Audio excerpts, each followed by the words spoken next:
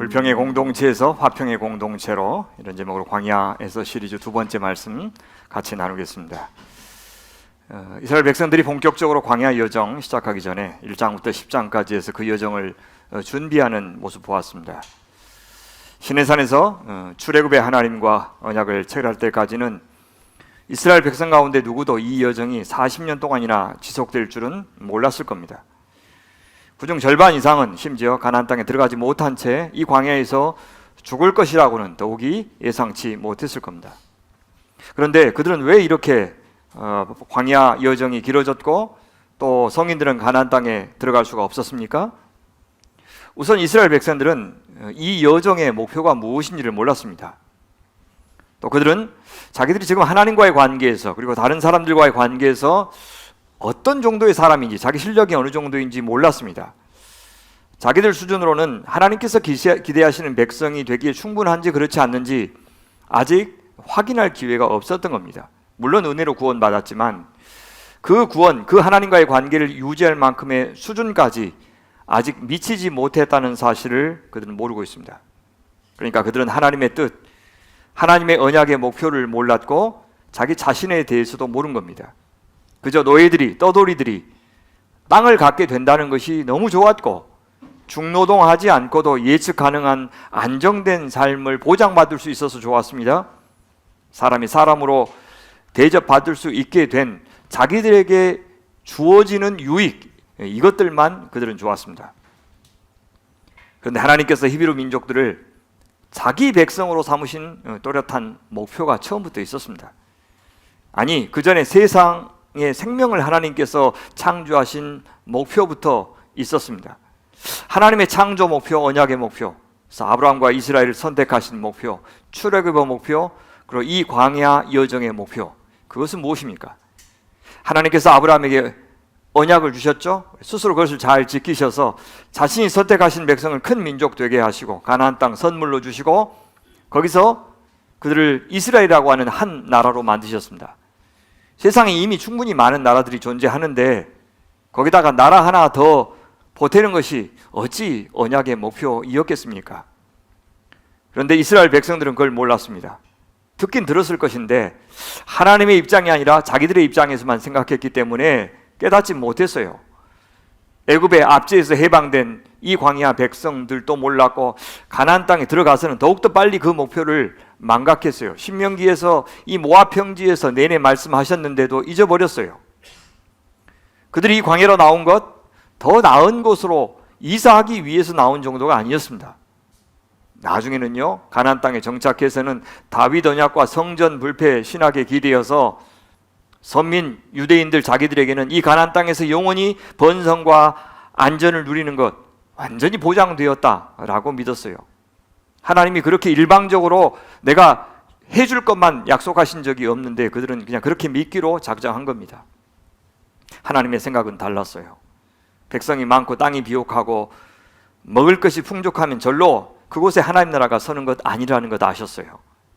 그렇다면 이미 온 세상을 창조하신 하나님에게는 당신의 나라 아닌 곳이 없다고 말해야 되지 않겠습니까? 특별히 우리 시대에 인구 많고 살기 좋은 땅이면 그것이 내 나라 되기 합당하겠구나, 이렇게 생각해야 맞지 않겠습니까? 이 세상에 그런 나라 없어서 우리가 천국 사모하는 것도 아닙니다. 이 세상에 어떤 땅도 어떤 사람도 하나님의 주권을 벗어나서 존재하지 않는데 하나님은 그들 모두를 내 나라라고 말하지도 않고 거기 있는 사람들 다 내 백성이라고 부르시지도 않습니다. 왜요? 하나님 나라는 하나님께서 왕으로 다스리시는 나라이기 때문입니다. 하나님의 주권이 통하고 하나님의 말씀이 실현되고 하나님의 성품이 반영된 나라, 하나님의 의지가 작동되는 나라만이 하나님의 나라이기 때문입니다. 하나님을 사랑하고 하나님을 신뢰하고 하나님을 경외하는 사람들의 나라가 하나님의 나라입니다. 그것을 하나님은 거룩한 제사장 나라, 그렇게 부르셨어요. 일단 이스라엘을 그렇게 만드신 다음에 그들을 증인 삼아서 제사장 삼아서 천하 만민이 복을 받는 나라가 되게 하는 것이 창조의 목표고 언약의 목표입니다. 그렇게 하나님의 사랑은, 선택하시는 사랑은, 구속하시는 사랑은 반드시 목표가 있는 사랑입니다. 사도 바울도 그리스도의 구속을 통한 새 창조의 목표를 에베소서에서 이렇게 말하고 시작하고 있습니다. 하나님께서 우리를 사랑하셔서 하나님 앞에서 거룩하고 흠이 없게 하시려고 창세 전에 우리를 그리스도 안에서 택하여 주셨습니다. 그리고 하나님의 기뻐하신 뜻대로 예수 그리스도로 말미암아 우리를 하나님의 자녀로 예정하셔서 하나님의 사랑하시는 아들 안에서 우리에게 거저 주신 하나님의 영광스러운 은혜를 찬미하게 하셨습니다. 거룩하고 흠이 없는 백성, 하나님의 영광스러운 은혜를 찬미하는 백성, 뚜렷한 구속의 목표가 있었습니다. 그래서 우리는 민수기 1장부터 10장에 나오는 모든 광야 여정 준비의 핵심에 정결이 있다는 사실을 확인했습니다. 여행 가는데 단단히 먼저 챙겨야 될 것이 옷도 아니고 신발도 아니고 물도 아니고 음식도 아니고 전쟁 물자도 아니라고 하십니다. 근데 왜 정결한 백성이 되어야 하고 진영을 정결하게 해야 되고 성막을 정결하게 하는 것이 그렇게 중요하다 하십니까?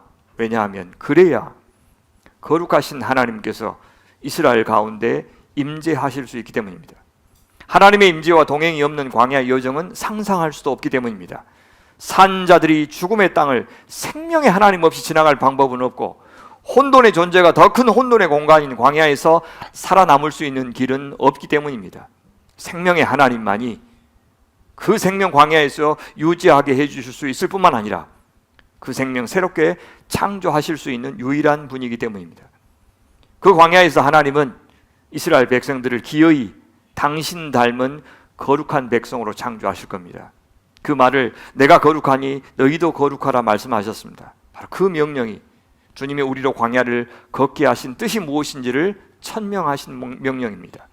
거룩하신 하나님의 성품을 담는 백성 만드시는 것, 바로 그것이 목표입니다.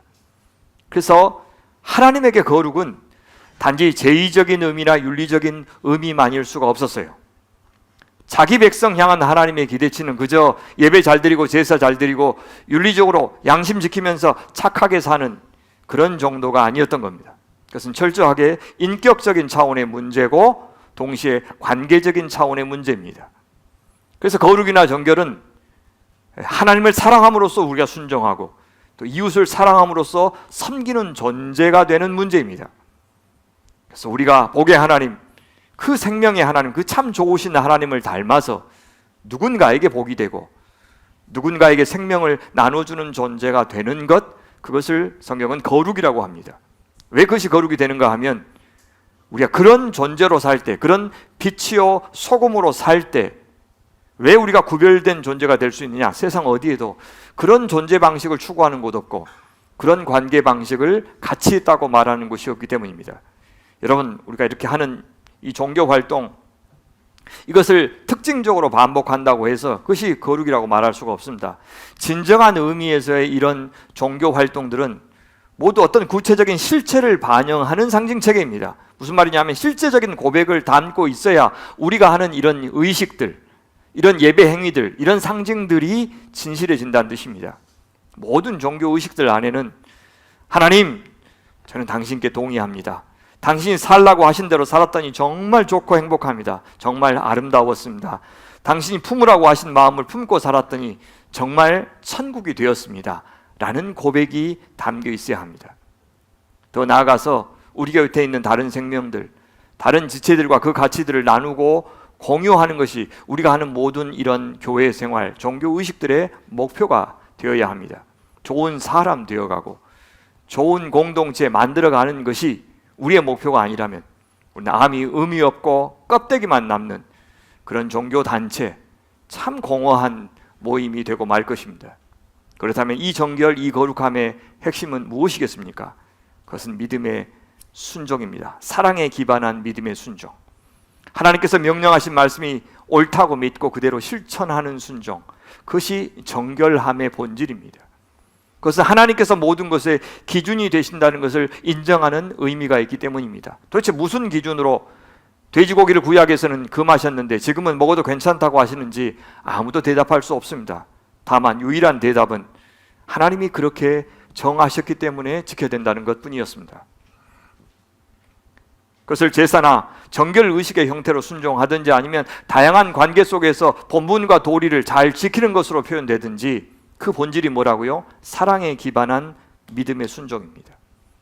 이렇듯 정결과 거룩함이라고 하는 것은 철저히 인격적이고 관계적인 거예요. 믿음의 순종은 하나님께 대한 신뢰고 하나님의 은혜에 대한 감사고 먼저 베풀어 주신 한결같은 하나님의 사랑에서 나오는 반응인 것입니다. 이런 성품들이 형성되어야 진정으로 해방된 겁니다. 몸이 나오는 것이 해방이 아니고 그런 성품이 형성될수록 우리는 해방을 누려요. 그런 성품들이 형성될수록 더 큰 자유를 누릴 수 있게 된다는 뜻입니다. 그러니까 우리가 하나님을 알고 믿고 사랑하고 그래서 순종할 수 있을 때 비로소 우리는 나라고 하는 감옥에서 조금씩 벗어날 수가 있어요. 하나님 안에서 자유화하지 못하고 나 중심적인 생각에서 나오는 모든 것이 뭐냐? 그것이 우상이에요. 절대 권력이고 그래서 불의한 사회 구조가 형성이 되는 겁니다.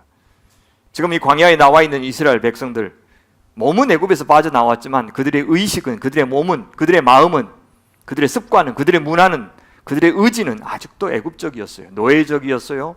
우상 숭배적이었습니다. 그들은 더불어 함께 사는 법을 아직은 모르고 있습니다. 그저 독재자 아래에서 형벌과 보상 체계에 길들여진 채 간신히 생존만을 모색했던 그 습관 그대로 남아 있습니다. 그러니까 아직은 하나님과 사람을 충분히 사랑할 정도로 그리고 계산 없이 의식 없이 그 사랑을 온전히 받아들일 수 있을 만큼 그들은 자유로운 사람들이 아니었습니다. 그죠? 배부르면 방긋 웃고 배고프면 세상 다 끝난 것처럼 울고 불고 난리인 어린 아이들 같은 존재였습니다. 그냥 본능에 충실한 단계. 뭐가 문제입니까? 그런 사람들은 독자적으로 자기 상황을 해석할 줄 아는 능력이 없는 자들이에요. 그들은 아직 하나님이 창조하시려고 하는 하나님의 백성, 하나님 닮은 백성이 아니었습니다. 갓 걸음마를 시작한 단계에 불과했어요. 그래서 하나님은 그들을 더 성숙한 하나님 나라 백성으로 창조하시려고 이 광야 학교로 좀 그들을 인도하신 겁니다. 그래서 시내산에서 이스라엘 백성들은 적어도 한 일주일 후면 가나안 땅에 도착할 것이라고 기대하면서 출발했겠지만 하나님께서는 이미 아셨을 거예요. 이 사람들 수준 생각하면 훨씬 더 긴 여정이 필요하다는 것을 말입니다. 왜냐하면 그 사랑의 성품, 그 믿음의 성품, 거기에 기반한 이 순종, 이것은 단기간에 속성으로 만들어질 수 있는 성품이 아니기 때문입니다. 오늘 우리를 보면 알 수가 있잖아요. 이렇게 많이 예배 드렸는데, 교회 생활했는데 하나님의 목표와 우리의 목표가 같은가? 내가 이렇게 예배하고 하나님을 믿는 목적이 무엇인가? 참 적지 않은 시간을 썼고 물질을 썼고 마음을 쏟아서 신앙생활을 해왔는데 정말 하나님이 기뻐하시는 정도까지 이르렀는가 돌아보면 참 오래 걸린다. 내가 참 안 바뀐다. 아마 그런 생각 드실 겁니다. 그렇다면 광야 여정의 가장 큰 장애물은 무엇이겠습니까? 이스라엘이 하나님 나라가 되는데 가장 큰 걸림돌은 무엇입니까? 이스라엘 자신입니다. 그들의 무지, 그들의 불신, 두려움, 배은 망덕. 이 모든 것들의 원인이 되는 것이 있는데 그것이 바로 자기 중심성입니다. 모든 엉망이 된 관계의 본질이고 가장 큰 장애물입니다. 이스라엘 백성의 역사 내내 그들에 비해서 하나님 떠나본 적이 없고 제사 그친 적이 없었어요. 늘 말씀을 배웠어요. 늘 성전 제사를 드렸습니다. 그런데도 그들 가운데 하나님이 안 계신 시간은 너무나도 길었습니다. 그 시간을 하나님이 어떻게 인내하셨는지 모를 정도로 참 길었어요. 무섭죠? 종교 의식 다 행하는데도 하나님은 그곳에 안 계실 수 있다고 하는 이 사실, 광야 38년 동안 우리는 번번이 확인할 것이고 이후에 가나안 땅에 정착한 이스라엘 백성들의 역사에서도 확인할 수 있어요. 오늘 매일 성경 본문으로 혹시 아침에 묵상하고 오셨는지 모르겠는데 예레미야 선지자의 탄식이 나오죠. 기도가 나오죠. 하나님이 심판을 그렇게 말씀하셨는데 그 심판 피할 수 없을 만큼 유다의 불신이 얼마나 뿌리 깊은지, 어떤 변명도 통할 수 없을 만큼 얼마나 그 불신이 지독한지 그는 고백하고 있습니다. 슬프도소이다 주 여호와여, 주께서 큰 능력과 펴신 발로 천지를 지으셨사오니 당신은 창조주이신데, 그 말이죠. 그래서 주에게는 할 수 없는 일이 없으시니이다. 주는 은혜를 천만인에게 베푸시며 아버지의 죄악을 그 후손의 품에 갚으시오니 크고 능력 있으신 하나님이요 이름은 만군의 여호와시니이다. 그 하나님이 뭐 하셨습니까? 주께서 표적과 기사와 강한 손과 펴신 팔과 큰 두려움으로 주의 백성 이스라엘을 애굽 땅에서 인도하여 내시고 그들에게 주시기로 조상들에게 맹세하신 바 젖과 끓이 흐른 땅을 그들에게 주셨으므로 그들이 들어가서 이를 차지하였거늘 주님께서 그렇게 해주셨거늘, 천만인에게 은혜를 베풀면서 참아 주셨거늘 그들은 주의 목소리를 순종하지 아니하며 주의 율법에서 행하지 아니하며 무릇 주께서 행하라 명령하신 이 일을 행하지 아니하였으므로 주께서 이 모든 재앙을 그들에게 내리셨나이다. 하나님이 창조주이신데 어떻게 그럴 수 있냐? 그렇게 오랫동안 용서하고 기다려 주셨는데, 엄청난 것을 선물로 주셨는데 어떻게 이럴 수 있다는 말인가 하고 탄식합니다. 선지자의 결론이 무엇이었습니까? 그의 길과 그의 행위의 열매대로 보응하시나이다. 주께서 이 모든 재앙을 그들에게 내리셨나이다. 오늘 이 자리에도 하나님이 안 계실 수 있고 하나님을 믿는다고 하는 우리에게도 하나님은 그 영광 그대로, 그 존귀하심 그대로 대접을 받지 못하신 채 죽어 계실 수 있다는 뜻입니다. 하나님이 우리에게 절대적인 경외의 대상이 아닌 채로 늘 우선순위에서 한참이나 밀려나 있는 채로 어쩌다 한번 돌아보면서 잘 따라하고 계시는지 확인하는 정도의 존재로 전락해 있을 수도 있습니다. 만약 그렇다면 그러는 동안에 우리는 아마 내 인생 내가 책임지며 살아왔다고 생각할 것이고, 신앙이고 무엇이고 돈 없으면 아무짝에도 쓸모없다고 생각할 것이고, 우리 자식들이 적어도 내가 누리는 정도의 삶을 누리게 해주려면 지금부터 무엇을 챙겨주어야 할지를 우리가 가장 고민하게 될 것입니다. 그러는 동안에 우리 자식들이 광야고 그들이 사는 곳도 광야고, 그래서 하나님이 임재하시고 동행하시지 않으면 절대로 살 수 없다는 사실을 그 순간에 망각하고 있을 겁니다. 오늘 민수기 본문은 그런 우리의 마음을 탐욕이라고 표현해요. 이 단어 아와, 그래서 오늘 본문의 초반에 한번 나오고 끝에 한번 나와요. 4절과 34절에 34절에 욕심이라고 번역되어 있는데 사실은 같은 단어입니다. 탐욕. 그래서 전후를 이렇게 감싸면서 이 11장 전체가 사실은 탐욕에 대한 이야기다라고 하는 것을 말해줘요. 원래 이 단어는 desire, 욕망하다라고 하는 중립적인 단어입니다. 욕망이나 욕구 자체를 문제 삼을 수는 없습니다. 즉 자연스럽고 또 하나님께서 주신 본성이고 그것 만족시키는 데서 우리는 큰 기쁨을 누리는 거 맞습니다. 그러나 욕구와 욕심은 다릅니다. 갈망과 탐욕은 다릅니다. 열정과 몰입이 탐닉이나 중독과 다른 것처럼 다릅니다. 그래서 결정하는 것은 무엇입니까? 우리의 중심이 결정합니다. 탐욕의 본질, 핵심은 자기중심성입니다. 이기적인 태도입니다. 그 반대는 공동체성, 이타성입니다. 하나님 중심적이고 은혜 중심적인 태도, 그것입니다. 그러니까 우리의 욕구를 향해서 우리가 명령하는지 아니면 우리가 그 욕망의 노예가 되어서 끌려다니는지에 따라서 우린 전혀 다른 사람이 되어 있을 겁니다. 성령께서 촉구하시는 대로 우리의 욕망을 조율하는지 아니면 이 세상의 영이 장악하고 재촉하는 대로 속절없이 지배당하는지에 따라서 우리는 전혀 다른 존재가 됩니다. 오늘 우리는 주 예수 그리스도께서 성령으로 내 안에 임재하시는 사람이 될 것인지 아니면 내 중심에서 내가 왕노릇하는 사람이 될 것인지를 늘 선택하면서 살 수밖에 없습니다. 민수기 10장을 보면 두 부류의 사람들의 불평이 나와요. 둘 다 욕구 불만에서 나오는 불평 맞습니다. 하지만 한 부류의 불평의 소리에는 탐욕이라고 말하면서 하나님의 진노와 심판이 나오고 결국 그 탐욕이 얼마나 악하고 허망한지를 드러내는 것으로 끝이 납니다. 반면에 다른 하나의 불평은 하나님을 생각하고 공동체를 생각한 불평이고 하나님께서 그 처지를 인정하시고 대책을 마련해 주시는 것으로 끝나는 것을 볼 수 있습니다. 이스라엘 백성들은 출애굽한 지 2년 2월 1일부터 19일 동안 광야 여정을 떠날 준비를 시내산 아래에서 합니다. 그리고 2월 20일에 가나안 땅을 향해서 출발합니다. 10장 11절에 그것이 나옵니다. 그리고 그들은 여호와의 법궤를 앞세워서 사흘길을 행진합니다. 하루에 약 한 25km 정도 이동할 수 있다고 하네요. 그럼 한 75km 정도 간 겁니다. 200여만 명에 이르는 거대한 무리가 이 정도의 거리를 이동한 것만도 대단합니다. 무척이나 속도가 더뎠을 겁니다. 출발할 때만 해도 그들은 사기충천했고 의기양양했어요. 하나님이 앞서 가시고 동행하시고 뒤에서 감싸주시고 위에서 호위해 주신다 하니 천리길도 가고 만리길도 갈 수 있을 것이라고 확신했습니다. 더군다나 그들의 눈에는 지금 하나님의 임재의 상징인 불기둥과 구름기둥이 보이고 날마다 하늘에서는 만나가 내려서 그들의 양식이 되어주고 있었습니다. 물도 넉넉하게 확보해서 큰 걱정 없었고, 물이 떨어지기 전에 하나님께서 또 공급해 주실 것을 그들은 믿었어요. 그들이 출발하고 멈추어 쉴 때 했던 고백 한번 들어보시겠습니까? 그가 떠날 때 모세가 외쳤다. 주님, 일어나십시오. 주의 원수들을 흩으십시오. 주를 미워하는 자들을 주 앞에서 쫓으십시오. 앞길 주님께서 지켜주십시오, 그 말이죠. 그가 쉴 때에도 모세가 외쳤어요. 주님, 수천만 이스라엘 사람에게로 돌아오십시오. 오셔서 여기에 임재하여 주십시오. 이렇게 요청했어요. 예, 그렇게 사흘길 가다가 쉬려고 멈췄습니다.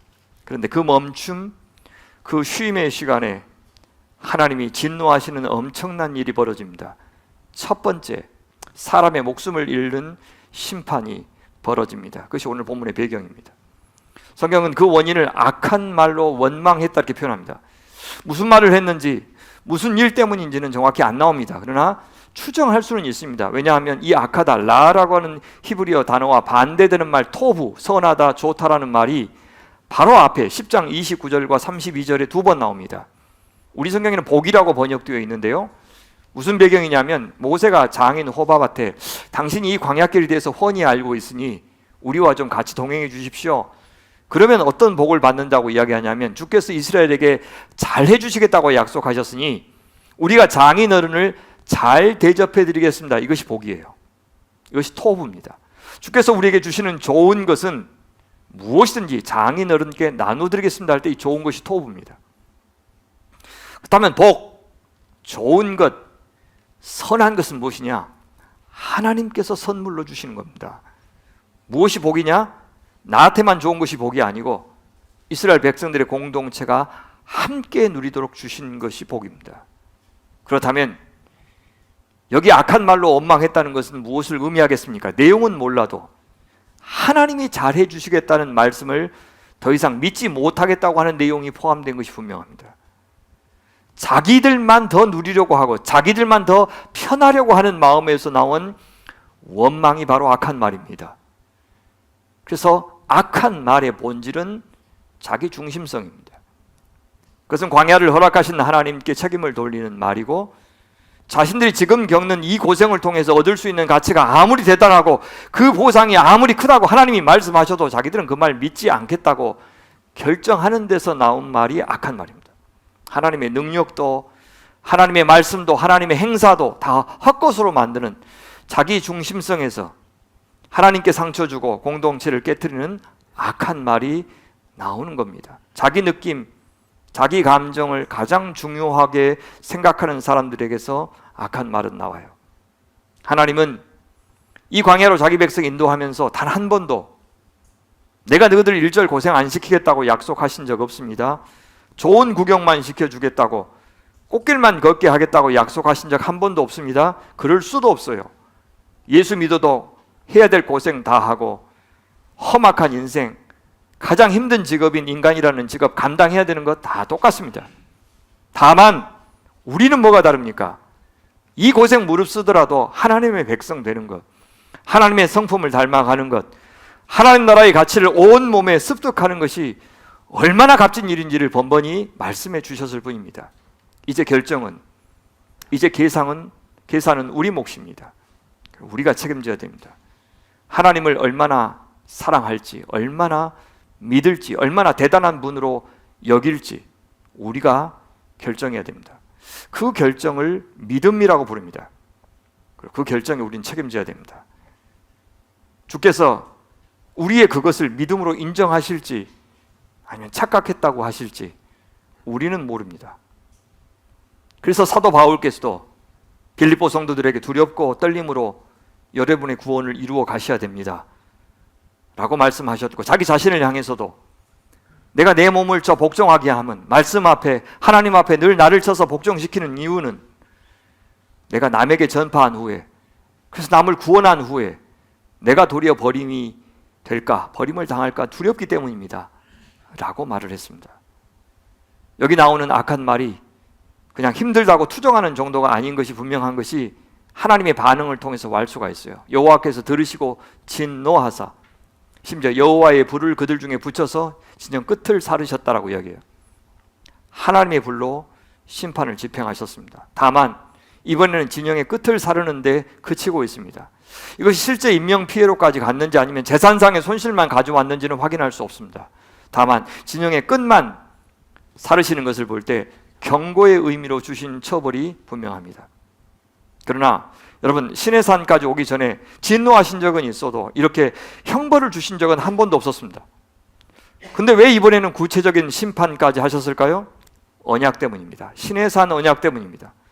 정식으로 이 백성과 언약을 맺고 약속하셨기 때문이에요. 그것은 결혼한 것과 같습니다. 결혼 전과 후에 당사자 간에 지켜야 될 의무의 강도는 비교할 수 없을 만큼 다르지요. 그래서 이번에는 더욱 엄하게 다루신 겁니다. 하나님의 백성이 되는 축복만 누리고 천국만 가겠다고 하고 그 언약 관계의 도리에는, 하나님의 말씀을 지켜야 되는 관계는 충실하지 않겠다는 태도는 용납될 수 없음을 분명히 보여주는 겁니다. 이 세상에서 세상 가치를 따라서 세상이 추구하는 물질적인 복만 추구하면서도 저 천국 가겠다고 하는 사람들은 그 사람들에게 천국은 없다라고 말씀하시는 겁니다. 우리도 그래요. 세례 받을 때와 그 전은 다릅니다. 교회에 등록할 때와 그 전은 다릅니다. 직분 받을 때와 그 전은 다릅니다. 중직을 받을 때와 그 전은 다릅니다. 관계가 새로 맺어지면서부터 하나님께서 저희에게 부여하신 역할이 다르고 기대가 다르고 베푸신 은혜가 다르기 때문입니다. 따라서 그에 대한 책임도 다릅니다. 이전보다 주님은 더 풍성한 은혜를 우리에게 주실 겁니다. 동시에 더 엄하게 책임도 물으실 겁니다. 많이 받은 자에게 많이 요구하실 겁니다. 이건 우리를 더 심하게 구속하시겠다는 말이 아닙니다. 은혜는 우리에게 더 많은 자유를 주시는 것을 의미하기 때문입니다. 그래서 은혜가 클수록 우리는 시키는 대로 매뉴얼을 따라서 그렇게 행하는 어린아이에서 벗어나서, 무서워서 혹은 상 받으려고 하는 그런 어린아이에서 벗어나서 어른으로서 사랑하여 기뻐서 의미가 있기 때문에, 가치가 있기 때문에 순종하는, 스스로 판단하여 하는 그런 사람이 되는 겁니다. 은혜가 있어야 가능해요. 은혜는 자기 중심성에서 벗어나게 하는 가장 강력한 힘이 되기 때문입니다. 그래서 우리가 하나님 중심으로, 진리 중심으로, 공동체 중심으로 이동하려면, 비이기적인 사람이 되려면 나 같은 사람에게 주시는 하나님의 긍휼, 사랑, 은혜, 이것을 사무치게 경험해야 됩니다. 그럴수록 진리가 주는 자유함을 맛보게 돼요. 그것이 어른이 된다는 말의 뜻입니다. 그러면서 좀 더 고난도 강해지고 책임도 커집니다. 광야에서 은혜를 받으면서 그들은, 이스라엘 백성들은 어른이 되어 가야 했습니다. 자유를 더 잘 행사하는 하나님 닮은 사람이 되기를 주님은 바라셨습니다. 덜 이기적이 되고 더 이타적인 사람, 더 이웃에 대해서 신경 쓰는 사람, 그런 사람 되기를 원하셨어요. 주님은 당신과 더 돈독한 관계가 되기를 기뻐하셨어요. 더 성숙한 판단을 우리에게 기대하셨어요. 젖을 먹는데 머물지 말고 단단한 음식을 먹는 데까지 자라기를 원하시는 겁니다. 이 말씀이 우리를 돌아보게 하지 않습니까? 우리는 단단한 음식을 먹을 정도의 성도인지 교회인지, 얼마나 성숙한 판단을 할 만큼 주님이 주신 자유를 잘 선용하고 있는 것인지, 받은 은혜에 어떻게 반응하고 있는 것인지, 혹시 우리 개인은, 교회는 진영의 끝을 자르는 정도의 그런 아픔을 주시면서 더 경성하라, 그렇지 않으면 나중에 혹시 더 혹독한 심판을 받을 수 있다, 경고하시는 단계는 아닌지 두려운 마음으로 받아야 할 것입니다. 하나님께서 그마저도 심판의 불을 끄신 것은 모세의 부르짖는 기도가 있었기 때문입니다. 그 기도를 주님은 지금도 간절히 기다리고 계셔요. 오늘 그 모세의 기도를 예수님이 드리고 있습니다. 물론 여기는 모세의 기도에 동참한 백성들의 기도도 당연히 포함됩니다. 나중에 보면 이 기도에 동참하지 않는 자, 그래서 작은 심판에 아무 반응도 하지 않는 자들에게 하나님께서 긍휼과 용서를 배제하시는 것 보게 될 겁니다. 나는 하나도 안 변하는데 지도자가 잘한다고 해서 무임승차하는 일은 없다는 뜻입니다. 내가 안 변했는데 예수님이 기도해 주신다고 다 괜찮아지는 것 아닙니다. 주님은 유명한 교회, 중직자들이 충성하는 교회만으로 만족하지 않으시기 때문입니다. 저마다 우리의 수준은 다를지라도 우리 모두가 한 마음으로 신실하고 같이 겸손하고 같이 은혜를 사모하는 그런 교회 되기를 바라십니다. 주님은 오늘 우리가 누군가를 위한 이 모세의 기도, 예수님의 중보 기도에 동참하기를 원하십니다. 이 사건이 실제 일어났다고 하는 것은 불이 진영을 부설났던 장소의 지명을 아예 다베라라고 이름 짓는 데서 우리는 알 수가 있습니다.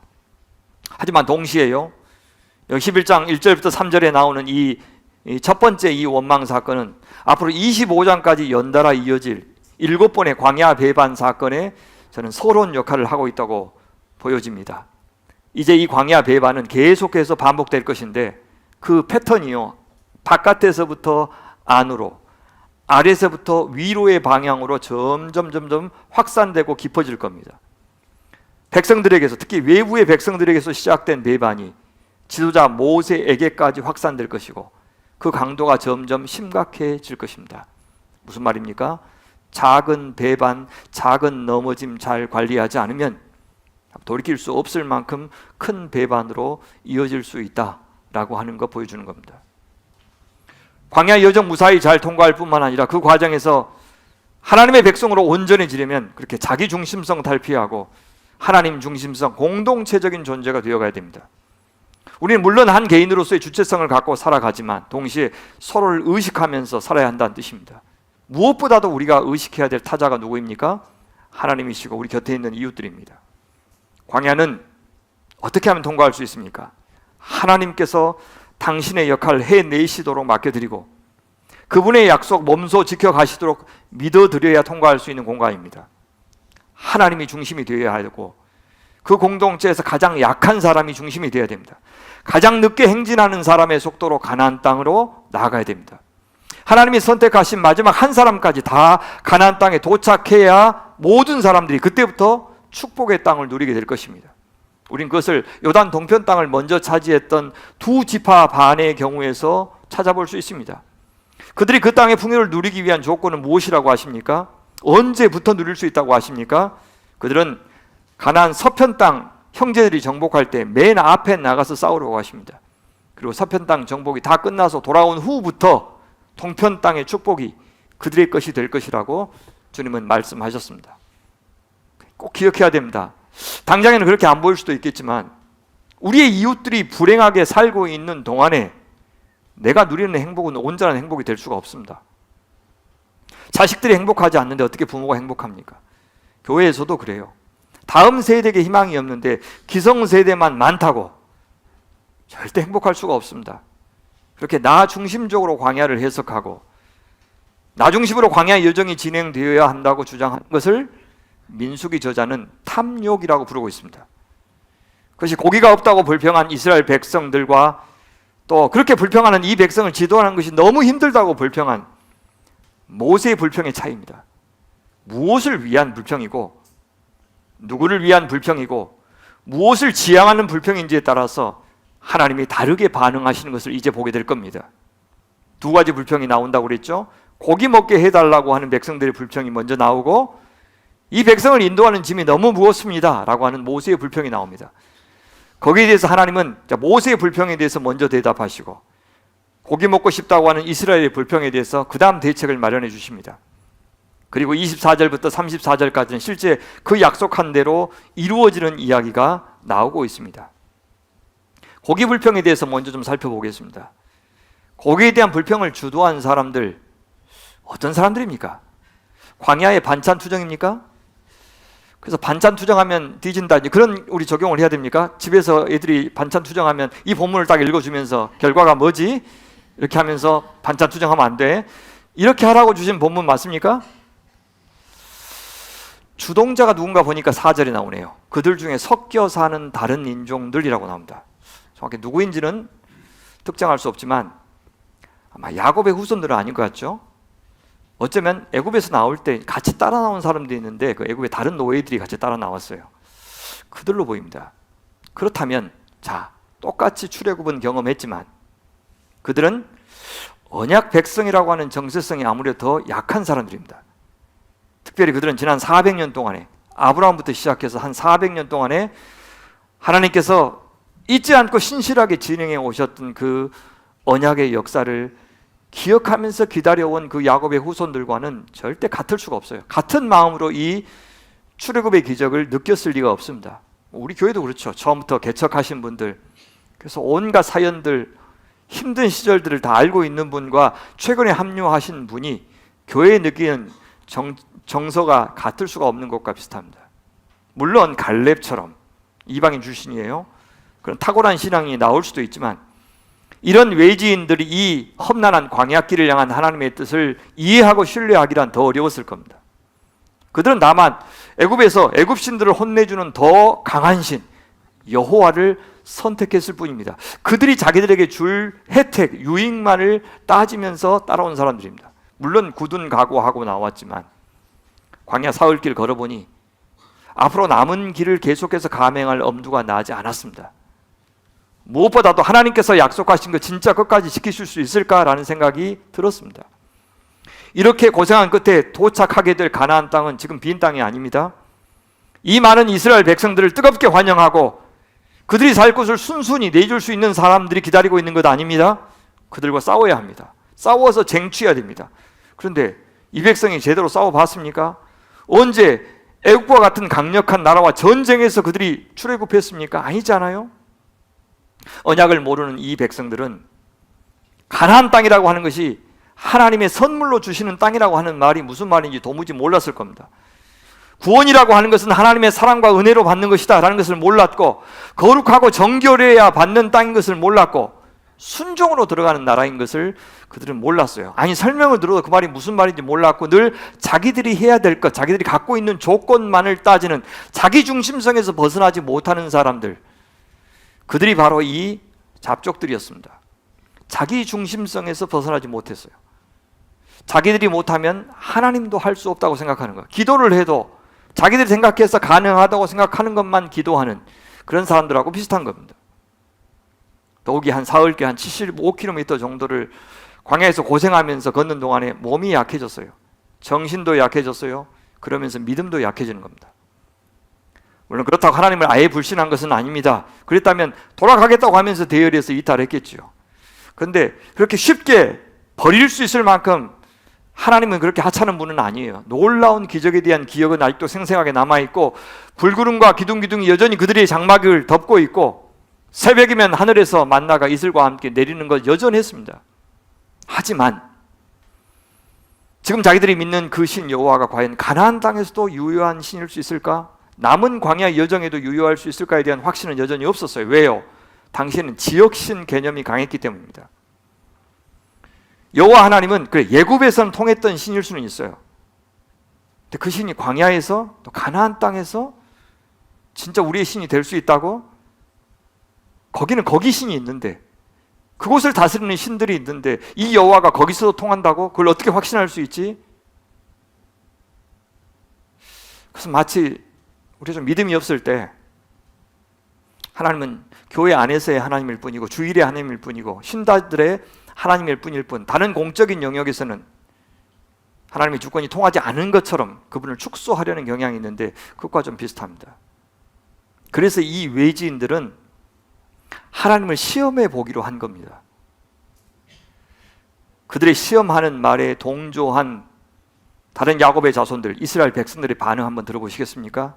이스라엘 자손도 다시 울며 이르되 누가 우리에게 고기를 주어 먹게 하랴. 여기서 우리가 주목할 단어가 있는데 다시 울다라는 표현입니다. 그러면 언제 한번 울었습니까? 앞에 악한 말로 원망할 때 울었던 것 같습니다. 그렇다면 그 원망이 얼마나 진심이었는지를 보여줘요. 그 악함이 얼마나 진심 어린 악함이었는지를 이 눈물이 증명해 줍니다. 슬플 때도 울지만 화가 날 때도 울고요, 분할 때도 울고, 원망스러울 때도 울고, 불평할 때도 웁니다. 울음은 진심의 증거입니다. 이스라엘은 하나님을 진심으로 무시했고 진심으로 하나님 탓을 했어요. 진심으로 불신했습니다. 그것은 그 하나님의 말씀을 믿고 따라온 자기 자신들을 원망하는 눈물이었습니다. 그래서 뒤에 보시면요, 모세도 하나님도 이스라엘 백성들의 잘못을 지적하시면서 그들의 울음에 대해서 진심으로 진노하고 있어요. 울음이 터져 나올 정도로 그들이 원망하는 것에 진심으로 실망하고 진심으로 충격을 받고 있습니다. 울면서 말합니다. 누가 우리에게 고기를 주어 먹게 하랴. 그들이 이미 결론 내렸어요. 아무도 없다. 하나님도 못한다. 지금 당장 고기 못 먹게 하시는 하나님이 어떻게 가나안 땅 정복하게 해주실 수 있단 말인가? 이렇게 충동질한 겁니다. 성경은 그런 태도를 탐욕이라고 정의하고 있어요. 이 상황에서 탐욕이라는 단어는 그럼 무슨 뜻입니까? 지나친 욕구, 상황에 어울리지 않는 기대, 하나님께 어울리지 않는 갈망, 이걸 탐욕이라고 불러요. 왜 그들은 탐욕의 상태에 이르렀습니까? 그들은 세 가지를 오해하고 있어요. 첫째, 하나님의 기대, 하나님의 욕구를 오해했어요. 둘째, 그들은 광야를 오해했습니다. 셋째, 그들은 자신들의 기대, 욕구를 오해했어요. 여기서 탐욕이 나왔습니다. 무슨 말입니까? 그들은 언약 관계 안에서 자기들의 주인이신 왕이신 하나님이 자기들한테 무엇을 요구하시는지에 대해서는 묻지 않고 마치 자기가 주인인 듯이, 하나님은 사환이라도 된 듯이 그들이 하나님께 기대하고 있는 것만 생각했어요. 그럴 때 우리는 탐욕스러운 사람이 되는 겁니다. 심각한 오해죠. 하나님은 우리의 욕구를 채워주시기 위해서 존재하는 그런 분 아닙니다. 선택받고 구원받은 것이 당연한 것이 아니에요. 왜 하필이면 내가 선택받았는지 그건 당연한 게 아닙니다. 그런데 이 사실을 망각할 때 우리는 탐욕스러운 사람이 되는 거예요. 하나님은 이 교회를 통해서 여러분의 욕구를 일일이 채워주셔야 되는 분이 아닙니다. 하나님은 여러분이 이 교회의 필요를 채워주기 위해서 너 뭐 하고 있느냐? 도리어 이렇게 묻고 계십니다. 이 질문에 제대로 대답하지 않으면 우리는 탐욕스러운 사람, 자기중심적인 사람이 된다고요. 하나님은 물론 여러분을 위해서 존재하시고 귀한 일 많이 하시겠지만 그건 하나님 일이고, 여러분은 하나님을 위해서, 교회를 위해서 어떻게 살고 있느냐, 어떻게 존재해야 되느냐, 이걸 고민해야 됩니다. 왜요? 그것이 우리의 살 길이기 때문입니다. 하나님의 역할을 우리가 규정할 수가 없어요. 둘째, 그들은 자기들이 광야 같은 존재고 자기들이 지나고 있는 이곳이 광야라고 하는 이 엄연한 현실을 망각하고 있어요. 하나님은 광야에서 이 백성 모두에게 당연히 고기 먹이실 수 있죠. 하지만 그렇게 하셔야 될 이유가 없는 분이기도 합니다. 하나님은 자연스러운 이 자연의 질서를 거슬러서 기적을 행하실 수 있고 그렇게 해오셨던 분이기도 하지만 우리가 원할 때면 늘 그런 기적적인 일을 행하심으로써 자기 자신을 증명해야 되는 분이 아닙니다. 유독 그리스도인들에게만 사업이 잘 되게 하실 필요가 없고요, 그들의 자녀들에게만 세상에서 유력한 지위를 얻게 하실 필요가 없고요, 우리 교회만 부흥시켜야 될 이유가 없는 분입니다. 하나님께 그런 식의 과도한 요구로 시험하는 태도가 탐욕입니다. 우리 교회는 광야입니다. 우리가 광야입니다. 광야에서는 절대 채워줄 수 없는 욕구가 있고 기대해서는 안 되는 바람이 있는 겁니다. 다한 광야 같은 존재들이 모인 이곳에서 이상적인 교회나 파라다이스를 기대하는 것은 탐욕입니다. 내가 먼저 이상적인 존재가 아닌 것을 왜 잊어버리십니까? 사랑은 혼자서만 하는 것이 아닙니다.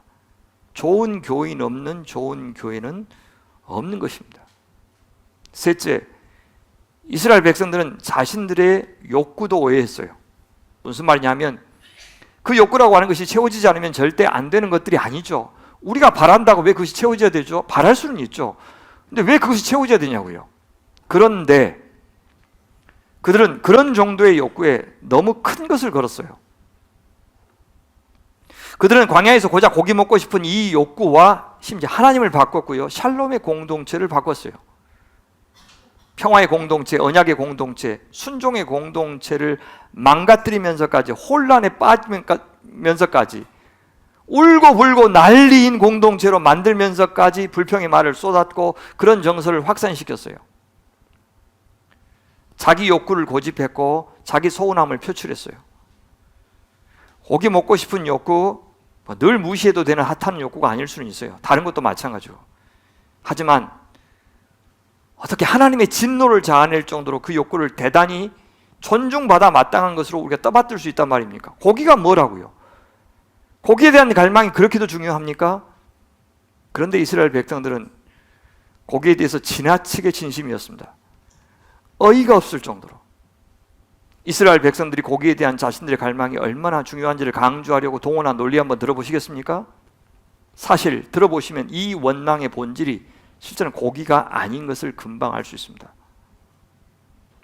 그들은 하나님이 정말로 자신들을 사랑하시는 하나님이시라면 이 정도 요구는 너끈히 들어주셔야 자격이 있다고 말하고 있는 것입니다. 결국 사랑에 대한 갈망이에요.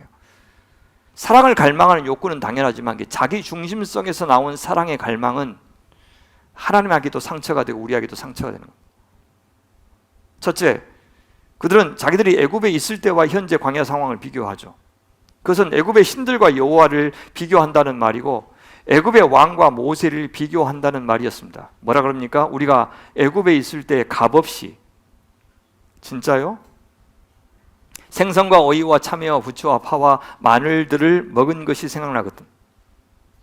얼핏 들으면 애굽에서 엄청 호강하면서 산 사람처럼 들리죠. 이건 말도 안 되는 과장이고 심지어 간교한 거짓말입니다. 왜요? 첫째, 자, 고기 내어놓으라고 했으면 내가 애굽에서 고기 겁나 많이 먹었다 그렇게 말해야 되는데 여기 열거한 음식 가운데 고기 없어요.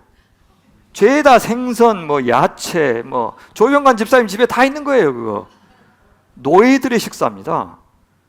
더군다나 바다와 땅에서만 나는 것들이죠. 값없이요? 엄청 중노동했어요. 노예였어요. 먹고 싶은 만큼 먹을 수 없고 먹고 싶을 때 먹을 수 없는 존재들이었습니다. 그래서 애굽에서 못 살겠다고 하나님 앞에 아우성 쳐서 하나님이 이렇게 구원하셨는데 이제는 뭐라 그래요? 나오니까 자기들이 애굽에서 유능한 신들 밑에서 엄청 잘 살고 있었는데 능력도 없는 하나님이 자기들을 거기다 마음 놓고 먹을 수 없는 이 험한 광야까지 데려와서 고생시킨다고 말하고 있으니 이 새빨간 거짓말입니다. 아내들이 결혼 전에는 나 진짜 나 잘 살았는데 결혼해서 이 고생시키려고 나 데리고 왔다. 그 말하고 뭐가 다르냐고요. 결혼하기 전에 뭐가 잘 살아요? 뭐가 잘해요? 잘 사는 분도 계십니다. 예. 그렇게 애굽 생활이 더 지나치게 아름답게 포장해요. 지난 날들은 다 아름다우니까. 누가 아나? 자기가 말하면 그죠? 확인할 수가 없으니까. 두 번째는 하나님의 기적에 대해서는 동시에 너무 과소평가했어요. 날마다 기적같이 하늘에서 내주시는 그 만나에 대해서 그들은 겁나 심드렁하게 이렇게 말합니다. 이제 우리 눈에 보이는 것이라고는 이 만나밖에 없으니 입맛마저 떨어졌다. 감사나 감탄의 감정이 전혀 안 들어가 있습니다. 어느새 당연한 것이 됐어요. 하루 세끼 밥 먹는 것 너무나 당연해서 매번 이 정도 음식에 감사기도 해야 되나? 라고 하는 생각마저 들 정도의 우리네 소감과 비슷합니다. 둘이 이제 입맛마저 떨어졌다고 하죠. 질렸다는 뜻이죠. 한글 개역 개정에는 기력이 다했다 이렇게 번역했는데 기력이라는 단어가 히브리어로 네페쉬입니다. 생명, 영혼 가리키는 단어인 것을 감안하면 만나만 먹어서는 기운이 나지 않는다 이렇게 번역하는 것이 어울릴 것 같습니다. 만나만 먹고는 광야길을 걷기에 충분하지 않다 그런 말입니다.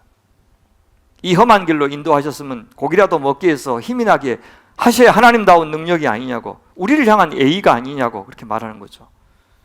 이 고생하려고 애굽에서 나오기로 한 줄 아십니까? 하나님, 제가 하나님 믿어드렸으니 지금보다 더 잘하셔야 됩니다 이렇게 말하고 있는 거죠. 목사님, 제가 이 교회 나와드렸으니 등록해 주었으니 나한테 더 잘해 주셔야 됩니다 이런 말과 똑같아요. 지조라고 여기 등록했지 나조라고 등록했나. 하지만 이런 설득에도 불구하고 그들의 불평에 대한 하나님의 평가는 무엇이었다고요? 탐욕입니다. 반찬 투정에 대한 평가치고는 너무 심한 것 아닙니까? 아니, 심지어 하나님의 반응은 진노입니다. 여기서는 탐욕이라고 했지만 20절 보시겠어요? 너희가 너희 가운데 계신 주를 거절하고, 한글 개역에는 멸시하고, 공동 번역에는 외면하고, 계신데 안 계신 것처럼 간주하고 그 말이에요. 그분이 안 들으신 것처럼 간주하고 그분 앞에서 울면서 우리가 왜 이집트를 떠났는고 하고 후회했다 그렇게 나와요. 그 흔한 반찬 투정 아닙니다. 영양사 교체 요구 아니에요. 그들은 마치 하나님이 그들 가운데 안 계신 것처럼 불평했어요.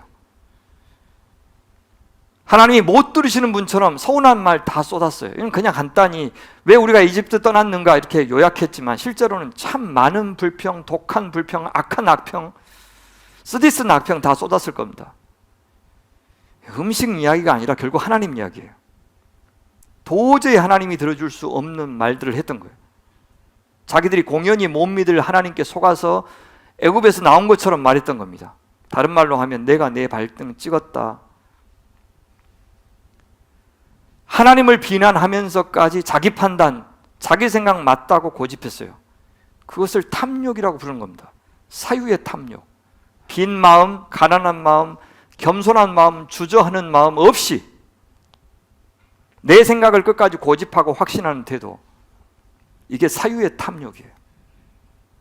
그건 하나님의 위대한 출애굽 역사를 부정하는 것이고, 더 나아가서 지난 400년 동안에 신실했던 그 언약의 역사를 부정하는 것이고, 앞으로 전개될 멋진 하나님 나라의 역사, 예수 그리스도를 통한 구속, 새 하늘과 새 땅까지의 이루 형언할 수 없는 하나님의 계획을 참으로 가당치 않고 하찮은 것으로 취급하는 발언이었어요. 그것은 동시에 자기들 배부른 노예들이 될지언정 배고픈 자유인 되지 않겠다고 하는 선언이었어요. 먹고 살기 힘든데, 내 몸 하나 건사하기 힘든데 신앙이 뭐고 좋은 교회가 뭐고 미래가 뭐란 말인가, 이렇게 생각하는 사람과 같아요. 고기가 뭐라고 하나님과 바꿉니까? 고기가 뭐라고 자유와 바꿉니까? 우리 시대로 하면 돈이 뭐라고 교회와 바꿉니까? 돈이 뭐라고 하나님의 말씀과 바꾸고 성도들의 교제와 바꾼단 말입니까? 그것도 울면서 진심으로 후회했습니다. 내가 미쳤지 하면서 땅을 쳤습니다. 그런데요, 혼자만 후회하면 계속 분노할 힘이 안 납니다. 혼자만 하나님 욕하고 공동체 욕하면 죄책감이 커집니다. 혹시 내가 잘못 판단하고 있지 않을까 하면서 추춤합니다. 그래서 동조자들을 모은 거예요. 같이 욕하면 덜 죄스럽습니다. 더 많은 동조자들이 생기면 자신감도 생깁니다. 정당성이 확보됩니다. 죄책감은커녕 의로운 사람들이 되기도 해요. 그러면 처음에는 고기 먹고 싶은 마음에서 시작했는데 나중에는 진심으로 이스라엘 공동체 전체를 걱정해서 하나님께 불만을 토로하는 것이라고 정당화시킵니다. 그다음 나중에는 정말 자신이 그렇게 하고 있다고 믿게 됩니다. 그렇게 처음에는 거짓말을 하는 사람이었다가 나중에는 거짓의 사람이 되는 겁니다. 양심에 화인을 맞은 사람 되고, 그렇게 하다가 자기가 비난받으면 의를 위하여 당하는 고난이 되고 순교자 코스프레까지 하게 됩니다. 전형적인 패턴이에요. 이제 우리는 이 불만의 본질이 단순히 고기 먹고 싶은 욕구가 아닌 것은 알았습니다. 그것은 하나의 현상이었을 뿐 본질이 아닙니다. 본질은 교만이고, 본질은 무지고, 본질은 탐욕이고 불신이었습니다. 그들은 벌써 하나님을 탄핵하기로 한 겁니다. 40년은 너무 길다. 그렇게 진단해야 이후에 하나님이 대응하시는 반응이 이해가 됩니다. 놀랍게도 하나님은 그 요구를 들어주시는 것처럼 말씀하죠. 너는 또 백성에게 이렇게 말하여라. 내일을 맞이해야 하니 너희는 스스로를 거룩하게 하여라. 내가 고기를 먹게 될 것이다. 누가 우리에게 고기를 먹이려나? 이집트에서는 우리가 참 좋았었는데 하고 울며 한 말이 주께 들렸다. 이제 주께서 너희에게 고기를 주실 터이니 너희가 먹게 될 것이다. 하루만 먹고 그치지는 아니할 것이다. 이틀만도 아니고 닷새만도 아니고 열흘만도 아니고 20날 동안만도 아니다. 한 달 내내 냄새만 맡아도 먹기 싫을 때까지 줄곧 그것을 먹게 될 것이다. 어떤 방법으로요? 주께서 바람을 일으키셔요. 그래서 바다 쪽에서 메추라기를 몰아서 자기 진영에 이렇게 떨어지게 하십니다. 루아흐, 바람. 지금 광야의 이스라엘 백성들의 중요한 운송수단이고 제물이 되는 소와 양 일절 도살하지 못하게 하시죠. 그렇다고 이대로 홍해 바다 방향으로 이스라엘 백성들의 진로를 바꾸어서 생선을 먹이시지도 않습니다. 대신 바람, 루아흐를 이용하여 유럽 쪽에서 아프리카 쪽으로 가는 메추라기 몰아서 이스라엘 진영에 떨어지게 하시는 방법 사용합니다. 여기까지만 보면 야, 한 달치 고기 한꺼번에 주시는 우리 하나님 진짜 손 크다, 통 크다, 이렇게 볼 수도 있습니다. 진짜 능력 쩐다. 근데 자세히 한번 보십시오. 사정이 좀 달라요. 아침에 엄마 왜 이렇게 우리 풀밭이야? 고기 좀 먹으면 안 돼? 그렇게 했다고 한 달 내내 끼니마다 고기 반찬 올려준다면, 그래서 고기만 봐도 구토가 나오게 한다면, 이걸 자식의 마음을 알아준 부모라고 해야 할까요? 아니면 너 혼나봐라 이렇게 한 처사일까요? 예? 최수진 권사님 말씀해 보세요. 예? 실제 여기 20절 보시면 싫어하기까지 르자라라는 단어를 70인역, 그죠? 거기서는 메스껍고 토하다 라고 하는 뜻의 단어 콜레라로 번역했어요. 사랑이 아니라 징계라고 번역한 거죠. 실제로 31절부터 보시면 얼마나 많이 주셨는지요. 하루길 정도 떨어진 곳에 높이가 한 1m 정도 쌓일 정도로 메추라기를 많이 주셨어요. 그걸 이제 어쨌든 6% 만들어야 되니까 광야 바닥에 쫙 펼치는 데만도 이틀이 걸렸다. 그렇게. 더 놀라운 것은 그렇게 애써 받은 메추라기를 먹기 시작했는데 고기를 아직 다 씹기도 전에, 고기가 아직 이 사이에 끼어 있는 동안에 하나님께 심판받은 사람들이 나오고 있습니다. 불평을 주도했던 사람들. 그 심판의 이유를 이렇게 얘기하죠. 바로 그곳을 사람들은 기브롯 핫다아오라 불렀다. 탐욕에 사로잡힌 백성을 거기에 묻었기 때문이다. 탐욕에 사로잡혔다, 그렇게 말해요. 하나님의 욕구와 기대를 무시한 사람들, 광야의 현실과 목적을 무시한 사람들, 나의 욕구를 그리고 나의 판단을 지나치게 숭배한 사람들, 바로 그런 탐욕으로는 이 광야 지나갈 수 없음을 첫 번째 불평 사건을 통해서 보여준 겁니다. 두 번째 모세의 불평에 대해서 보겠습니다. 거의 많은 분량을, 아주 거의 비슷한 분량을 이 모세의 불평에 할애하고 있어요. 그런데 그 불평에 대해서는 이상하게 하나님께서 진노하셨다거나 심판하셨다는 언급이 안 나옵니다. 그걸 보면서 저는 하나님께서 우리의 연약함을, 우리의 저 중심에 있는 진정한 갈망을, 솔직한 토로를, 지도자의 고독과 아픔과 진심을 하나님 참 잘 알아주시는구나 하는 생각이 뭉클했습니다. 겉으로만 보면 하나님 앞에서 모세가 보인 태도는 매우 불경해 보입니다. 보기에 따라서는 고기를 먹고 싶다고 했던 사람들의 불평보다 더 심해 보입니다. 자기 요구 안 들어주면 차라리 죽는 것이 낫겠다고까지 말합니다. 저에게 정말로 이렇게 하셔야 하겠다면 제발 저를 죽이셔서 제가 이 공경을 당하지 않게 해주십시오. 아직 멀었어요. 카톡 아무리 놀려도. 아직. 하나님께서 한 달간 질릴 정도로 먹을 만큼 많은 고기를 주시겠다고 하자 모세는 어떻게 반응합니까? 아니, 책임도 못 질 말씀을 왜 하십니까? 하고 질책하듯 하나님께 이야기합니다. 저를 둘러싸고 있는 백성의 보행자가 60만입니다. 근데 주께서는 그들에게 내가 고기를 주 한 달 내내 먹게 하겠다고 말씀하시나, 아니, 그들 먹이려고 양떼와 소떼를 잡은들 그들이 만족하겠습니까? 바다에 있는 고기 다 잡은들 그들이 만족하겠습니까? 이렇게 하나님이 질책해요. 모세가 이렇게 수학 잘하는지 몰랐습니다. 광야에서 탁월하게 계산하면서 예수께서 훈수뒀던 이 빌립과 많이 닮았죠. 각 사람으로 조금씩 받게 할지라도 200데나리온의 떡이 부족하리이다 라고 예수님한테 한 수 가르쳐준 그 빌립 기억나시죠? 그럼 하나님은 모세의 불평을 어떻게 들으신 걸까요? 이런 불평 속에 담긴 모세의 진심은 무엇이었습니까? 모세의 불평은 광야에서 난데없이 고기 내어놓으라고 하는 이스라엘 백성들의 요구에서부터 시작됐죠. 겨우 사흘길 왔을 뿐인데 그들이 거쳐왔던 그 빛나는 과거 다 무력화시키고 앞으로 가야 할 길도 쓸모없는 곳으로 만들어버린 그런 사람들을 보면서 지도자는 힘이 빠졌어요.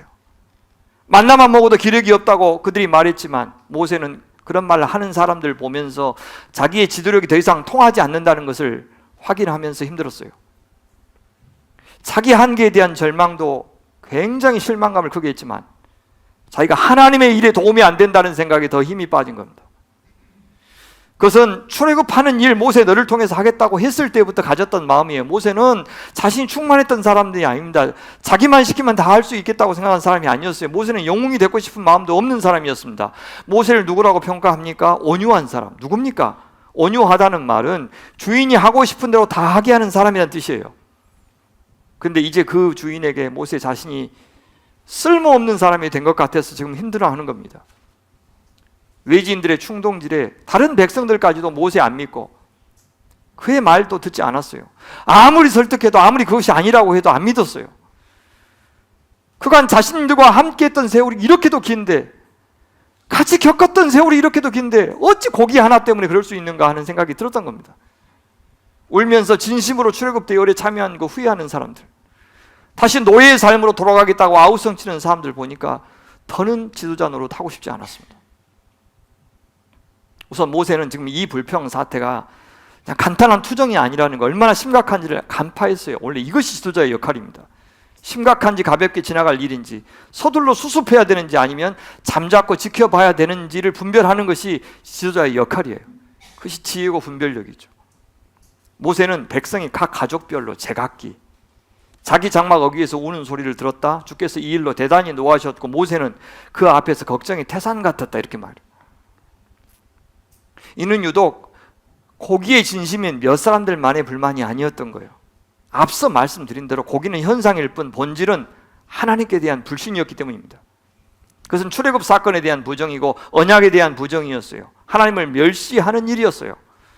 이미 공동체 전체로 이 악한 분위기가 퍼졌습니다. 각 가족별로 제각기 자기 장막에 어귀에서 울었다. 후회의 눈물, 걱정의 눈물, 불신의 눈물.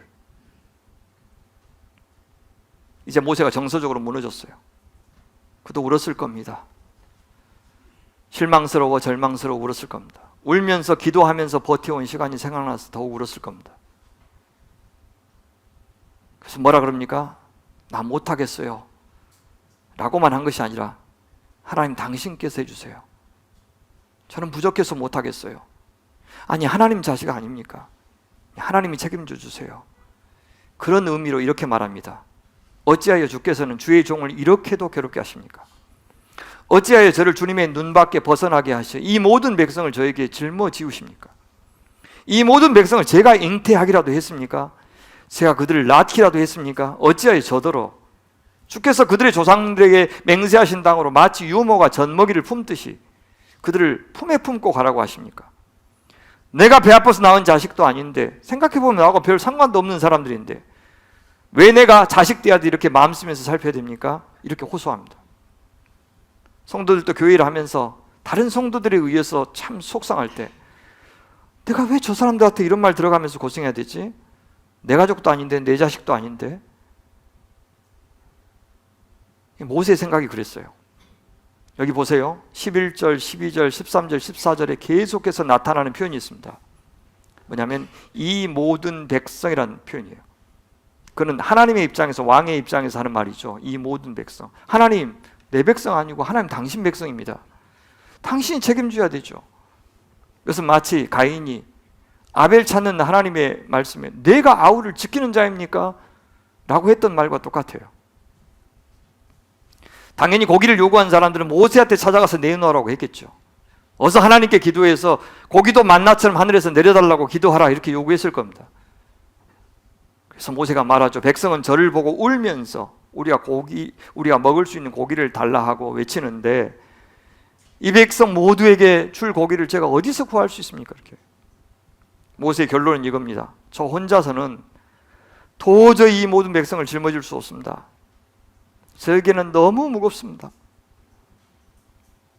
앞에서는 하나님 당신께서 하십시오 이렇게 했다면 이번에는 저 혼자서는 짊어질 수 없습니다라고 해서 다른 사람들을 같이 세워달라고 요구하고 있습니다. 사임하겠다고는 안 했으니까 다행이죠. 그러나 만약에 하나님이 자기가 이렇게까지 말했는데 그 괴로움 방치하신다면 더는 못하겠다고 이야기해요.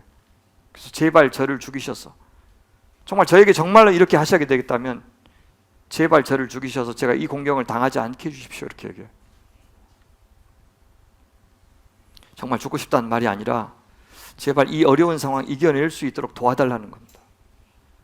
아무리 모세 자신이 설득하고 설명해도 안 믿습니다. 이제 하나님이 직접 깨닫게 해주십시오. 그런 부탁이죠. 그렇게 하지 않으시고 계속 모세 자기한테만 맡기신다면 더는 못하겠다고 솔직하게 자기의 연약함을 토로합니다. 불신의 고백이 아니에요. 연약함에 대한 고백입니다. 저 같은 부족한 사람 쓰시면 하나님 손해입니다. 이 중요한 일 더 귀한 사람 통해서 하십시오 라고 하는 충언입니다. 이 백성 포기하고 싶었다면 이렇게 말 안 했겠죠. 진짜 사랑하니까 이렇게 말한 겁니다.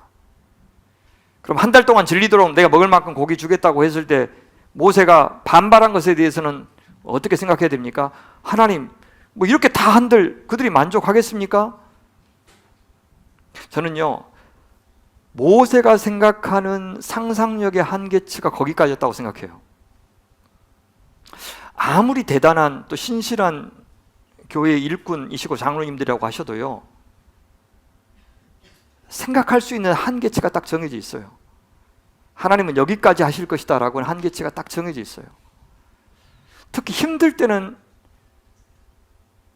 하나님이 하실 일에 대해서요 엄청 기대하기가 힘들어요. 우리가 내가 힘들면. 그는 그들이 광야에서 구할 수 있는 고기의 종류를 육류와 어류로 한정했어요. 조류가 빠져 있어요. 그래서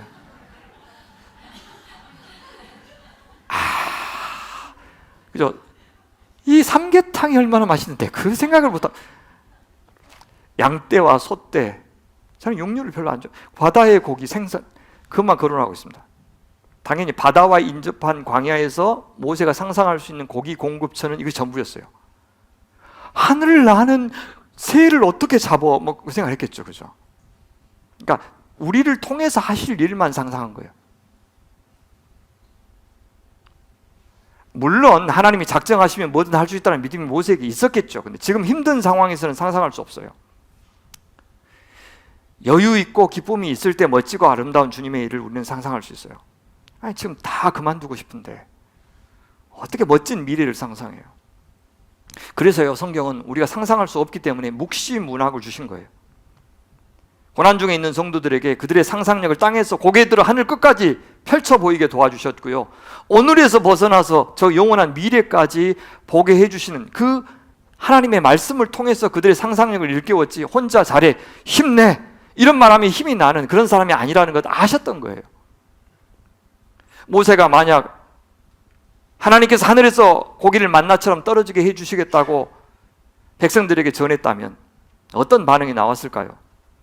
백성들은 대단한 믿음이라고 칭송하는 게 아니라 완전 맛이 갔구만, 정말 망상이다, 막 그렇게 판단했을 겁니다. 모세에게는 지금 이 망상조차도 사치였던 거예요. 하나님께서 오히려 모세를 격려하셔요. 그런 말 했다고 꾸중하시는 게 아니고 진노하시는 게 아니고 위축된 모세의 상상력을 일깨워 주셔요. 어떻게 해요? 나의 손이 짧아지기라도 하였느냐? 애굽에서 증명된 하나님의 손의 길이가 광야까지 왔다고 갑자기 짧아졌겠느냐 그 말이에요. 옛날에 했던 일을 지금은 못하겠느냐? 이제 너는 내가 말한 것이 너에게 사실로 이루어지는지 그렇지 않은지를 볼 것이다, 그렇게. 자, 이것이 주님의 대답이에요. 혼자 감당하기에는 이렇게 말 안 듣는, 또 자기를 못 믿는 백성들 때문에 너무 힘들다고, 죽고 싶다고 하는 이 모세의 하소연에 하나님은 어떻게 또 반응하십니까?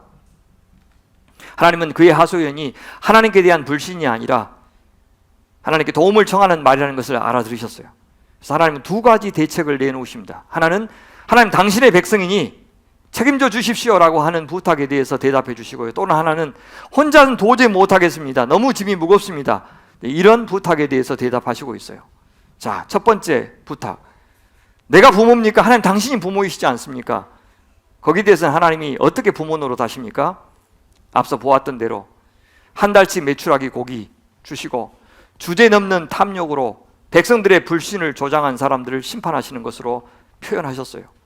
여러분, 시내산에서 언약을 체결한 이후에 처음으로 자기 백성이 심판당해서 죽는 일이 벌어졌습니다. 한 번 하나님의 백성은 영원한 하나님의 백성은 아니라는 겁니다. 하나님의 위대한 구원 역사를 하찮은 것으로 만들고 하나님의 교회를 없인 여기는 자들을 하나님은 보고만 있지 않으시겠다는 뜻입니다. 자기가 낳은 백성들을 대하는 하나님의 태도가 아니기 때문입니다. 출애굽은 구원의 완성이 아닙니다. 사랑의 백성 창조, 하나님을 경외하는 백성의 창조가 목표입니다. 그래서 그 하나님의 백성이 되기를 원치 않는 자에게는 그들이 원하는 대로 하나님의 백성 되지 않게 해주십니다. 그럼 둘째, 혼자서는 너무 힘듭니다 라고 하는 하소연에 대해서는 하나님이 어떻게 반응해 주십니까? 모세에게 70명 장로 세우라고 하십니다. 그리고 그들에게 하나님의 영이 임하게 하십니다.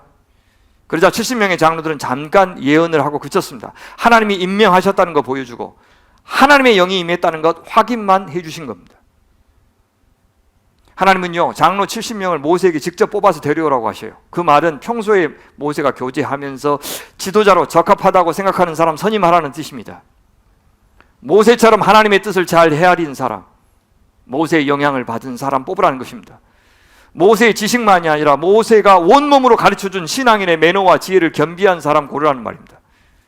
그렇게 70명 선임하니 하나님이 그들에게 영 루아흐를 내려주십니다. 근데 여기 참 특이한 표현이 나오는데요, 하나님이 내려주시는 하나님의 영이 하늘에서부터 직접 이렇게 내려주시는 게 아니라 모세에게 주셨던 영을 꺼내서 70명에게 나눠주셨다고 표현하고 있는 것이 특이합니다. 우리 성경에는 번역이 안 되어 있는데 원문을 보면 17절에 이렇게 되어 있어요. 내게 임한 영을 내게서 취하여, take off the spirit, 너에게서 취하여 그들에게 임하게 하리니, 이렇게 되어 있어요. 뭔 뜻입니까? 모세에게 임한 영을 취해서 70명에게 나눠주셨다는 것인데, 저는 이것이요, 모세를 모세 되게 하는 영, 모세의 성품, 모세의 가치관, 모세의 지도력을 가능하게 하는 영이 장로들에게도 임하게 하셨다, 그 말입니다. 그 말은 여전히 모세를 인정한다는 뜻입니다. 저와 오랫동안 함께한 성도님들이, 장로님들이 어쩔 수 없이 저의 신앙 스타일, 저의 리더십 스타일을 담는 것과 비슷하고 정보영 성사님과 소그룹을 한 그런 분들은 선교사님의 어떤 리더십 스타일을 닮아가는 것과 아주 비슷한 이치입니다. 그래서 교회가 직분자들을 세울 때 저희 교회에서 몇 년 이상 계신 분들로 세우신 이유가 바로 그겁니다. 이 목회 철학을 공유한 사람, 그 말이죠. 이 70명의 장로들에게 임한 영은 하나님의 영이 분명하지만 동시에 모세의 절대적인 권한을 그대로 인정해 주신다는 뜻이기도 합니다. 그래서 70명을 통해서 모세가 그동안 돌봤던 그 방식대로 그 짐을 나누어지게 하십니다. 모세와 전혀 다른 방식이 아니라 일관성을 유지할 수 있도록 모세에게서 영을 취하여 나누어 주신 거예요. 그런데 이렇게 하나님께서 복을 주시는 과정에서 문제가 하나 생겼어요. 진영 바깥에 있는 회막에서 만나자. 거기서 이제 하나님의 영을 부어주시겠다고 말씀하셨는데 세어보니까 68명이에요. 누가 빠졌느냐? 엘닷과 메닷이라고 하는 사람이 무슨 이유인지 몰라도 안 보여요. 그 사람의 잘못이 아닌 것이 분명합니다. 왜요? 심판했다는 이야기가 안 나와요. 오히려 그들에게도 하나님이 직접 영을 내려주셔요. 한 소년이 이것을 봤어요. 이 사실을 모세에게 알립니다. 그러자 곁에 있던 눈의 아들 여호수아가 이렇게 반발해요. 내 주여, 내 주 모세여, 그들을 말리소서. 여호수아가 왜 말리라고 했을까요? 모세처럼 이 두 사람은 하나님께 직접 영을 받았기 때문입니다. 그러면 모세에게 속한 영을 받은 다른 68명과는 다른 사람이 됩니다. 그럼 어떻게 됩니까? 여호수아 생각에 그럴 경우에 모세의 지도력이 약화될 것을 우려했습니다. 그래서 반발한 겁니다. 그건 마치 뭐와 같습니까? 제가 이렇게 설교를 잘하는 건 아닌데, 설교를 잘하는데 막 1시간 이상씩 하는데 부목사님 2명이 막 1시간 반씩 설교하는 목사님이 오셨단 말입니다. 그럼 장로님들이 목사님 안 됩니다. 목사님보다 더 오래 하는 저 목사님들이 오시면 안 됩니다. 목사님의 지도력이 약화됩니다. 이렇게 말은 안 웃기죠? 미안합니다. 취소. 그런 제안을 받은 모세의 반응이 오히려 더 놀라워요. 네가 나를 두고 나를 생각해서 질투하느냐? 나는 오히려 주께서 주의 백성 모두에게 그 영을 주셔서 그들 모두가 예언자가 되었으면 좋겠다. 그렇게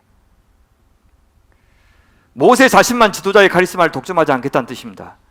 자신과 같이 예언의 은사가 있는 사람이 많아지면 많아질수록 백성들에게 좋고 하나님 나라에도 도움이 되지 나는 괜찮다라고 모세는 말합니다.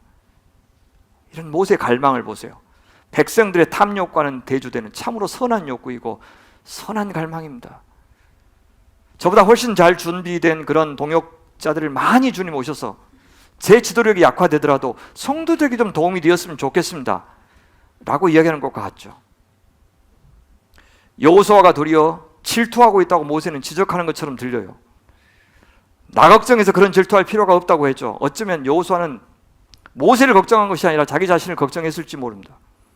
자기가 모세 후기자라고 생각했는데 하나님의 영을 직접 받은 사람이 둘이나 더 생긴다면 경쟁자가 더 많아질 것이라는 생각이 긴장했겠죠. 겉으로는 모세를 걱정해주는 척했지만 하나님 나라의 질서를 유지한다는 명분을 내세웠지만 속내는 질투였던 겁니다. 욕심이 없는 사람 모세의 눈에 그것이 더 잘 보였어요. 저희가 교회 시작할 때부터 장로님들을 당회장으로 세우면서 의도했던 것이 바로 그것입니다. 더 많은 리더들이 더 잘 성도를 섬기는 교회가 되고 싶었어요. 동역하는 목사님들을 단순히 담임 목사를 보호자 하는 부목사가 아니라 책임 목사와 함께 동역하는 동역 목사로 대접하고 싶었던 이유가 그것입니다. 앞으로 성도들 가운데 많은 소그룹 인도자들이 나오기를 기대하는 이유도 이것입니다. 많은 리더들이 있어서 바나바와 바울이라고 하는 걸출한 이 두 지도자를 선교사로 파송했던 안디옥 교회를 본받고 싶었던 겁니다. 분명 모세는 출애굽기 18장에서 장인 이드로의 조언을 들어서 천부장과 백부장을 세워 많은 일을 나눈 적이 있었습니다. 근데 이제 또다시 이스라엘 공동체가 하나의 나라로 발돋움하는 새로운 변곡점 앞에서 그들은 새로운 거버넌스를 만들 필요를 느꼈던 겁니다. 모세와 다른 장로들은 여전히 구분되고 질서가 존재했지만 동시에 그들은 각자 역할을 분담해서 백성을 섬겼어요. 만약에 모세가 혼자 이 모든 일을 다 결정하고 다 감당하려고 했다면 그것은 탐욕인 겁니다.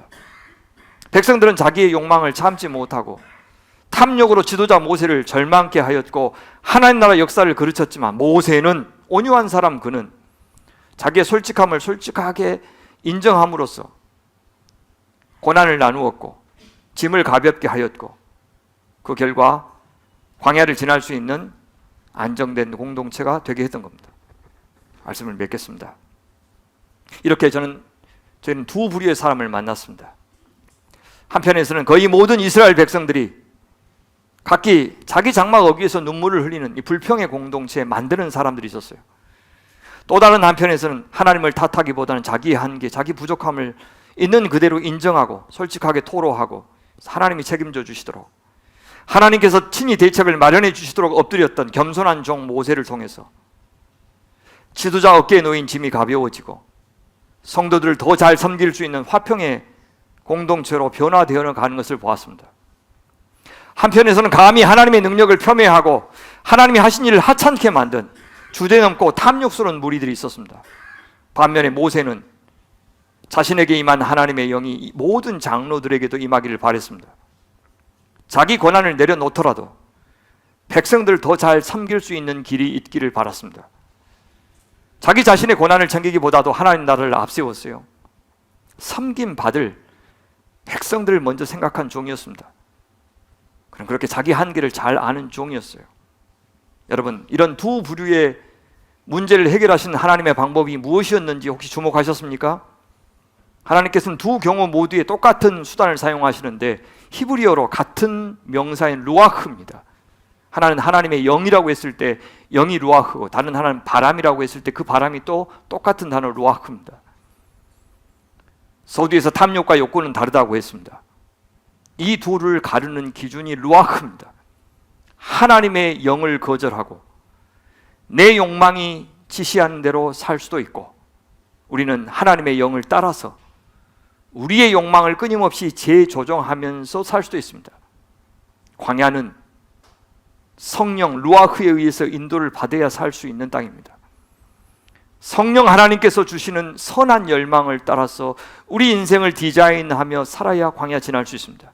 그렇지 않으면 우리는 하나님의 루아흐 바람을 통해서 심판을 받을 것이라는 것을 본문은 말해줍니다. 당신의 교회와 당신의 주권을 업신여긴 자들에게 어떤 바람, 어떤 루아흐를 보내실지 우리는 모릅니다. 그래서 내가 누군가를 희생해 가면서까지 기어이 내가 갖고 싶었던 것, 이루고 싶은 것을 이루었을 때 그것이 결국에는 내게 진정한 행복을 가져다 주지 못한다는 것을 이 탐욕스럽게 불평하는 자들을 통해서 우리는 배워야 합니다. 그들은 매출하기를 엄청나게 많이 소유했지만 제대로 누려보지 못한 채 심판받았습니다. 하지만 70명의 장로에게 임한 하나님의 영 루아흐는 나누면 나눌수록 더 풍성해졌습니다. 그것이 하나님 나라의 원리고 더 겸손할수록 더 높아지게 하는 그 하나님 나라의 실서입니다. 광야의 길을 걷고 있는 사랑하는 소명의 가족 여러분, 이제 우리 하나님의 영에 이끌려서 겸손하고 온유하게 더 많은 사람들이 우리를 통해서 대접받고 섬김을 받고 쉼을 누리는 공동체 이루고 갑시다.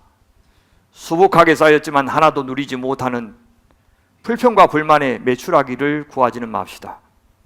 선한 열망과 아름다운 욕구를 성령께서 계속해서 우리 가운데 허락해 주시기를 기대합시다. 성령께서 멋진 하나님 나라 샬롬과 안식이 충만한 천국을 상상하고 욕망할 수 있도록 그렇게 우리가 간절히 기도했으면 좋겠습니다. 그래서 저 이기적이고 파괴적이고 탐욕스러운 세상의 공세에 잘 맞서는 광야 공동체가 되기를 바랍니다. 그렇게 하기 위해서 우리 하나님의 능력 제한하지 맙시다. 우리의 부족함 숨기지 맙시다. 우리로서는 도저히 할 수 없지만 여호와의 손이 짧으냐? 네가 이제 내 말이 내게 응하는 것을 보리라 하신 우리 하나님을 충분히 믿어드리는 광주 소명교회 모든 성도들 되시기를 간절히 바랍니다. 고단한 광야 여정 걷는 동안에도 그 분명하고 거룩한 목표 항상 생각하면서 하나님 당신을 향한 믿음과 사랑의 변함없게 하시며 이 귀한 지체들, 좋은 지체들과 함께 하나님의 사람으로 잘 빚어져 가도록 이끌어 주시옵소서. 더 사랑하고 더 친절하고 더 아름다워지기 위한 열망으로 솔직하고 정직하게 주님 앞에 나아갈 때 주님 저희를 받아 주시옵소서. 광야 같은 저희를 광야 같은 세상에서 여기까지 신실하게 데리고 와주신 하나님의 은혜 감사합니다. 부디 주님 기뻐하시는 사람 될 때까지 저희를 이끌어 당신의 영광과 기쁨으로 삼아 주시옵소서. 우리 구주 예수님의 이름으로 기도하옵나이다. 아멘.